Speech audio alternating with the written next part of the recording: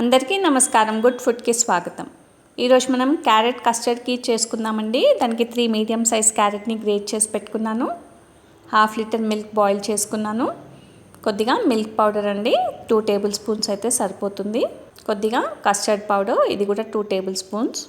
కొద్దిగా కండ చక్కెర, బాదం, కాజు, ఇంకా ఇలాచీ, గీ.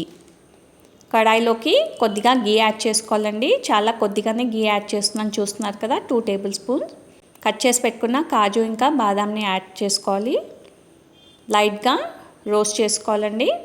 కావాలంటే గోల్డెన్ బ్రౌన్ వచ్చే వరకు ఫ్రై చేసుకొని తీసి పెట్టుకోవచ్చు, కానీ నేను ఇందులో ఇలాగే ఉంచుతున్నాను. ఇప్పుడు ఇందులోకి గ్రేట్ చేసి పెట్టుకున్న క్యారెట్ని యాడ్ చేసుకోవాలి.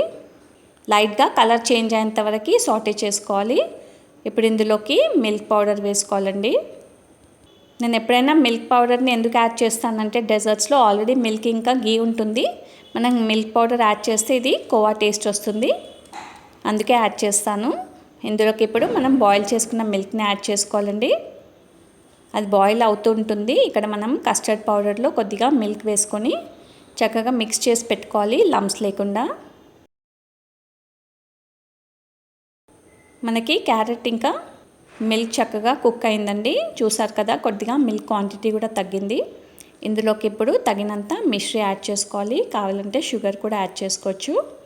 ఇలాచీ పౌడర్ ఒకసారి మిక్స్ చేసుకున్నాక ఇందులోకి మనం చేసి పెట్టుకున్న కస్టర్డ్ మిక్స్చర్ని యాడ్ చేసుకోవాలి. ఇంకాసేపు బాయిల్ అవ్వనిద్దామండి. ఈ కన్సిస్టెన్సీ కరెక్ట్గా ఉంటుంది, ఎందుకంటే మనం కస్టర్డ్ పౌడర్ యాడ్ చేసాం కాబట్టి. చల్లగా అయిన తర్వాత కొద్దిగా థిక్ అవుతుంది.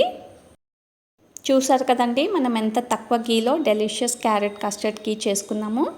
తక్కువ గీ వేసామని ఇది టేస్టీగా ఉండదని అనుకోకండి, చాలా డెలిషియస్గా ఉంటుంది.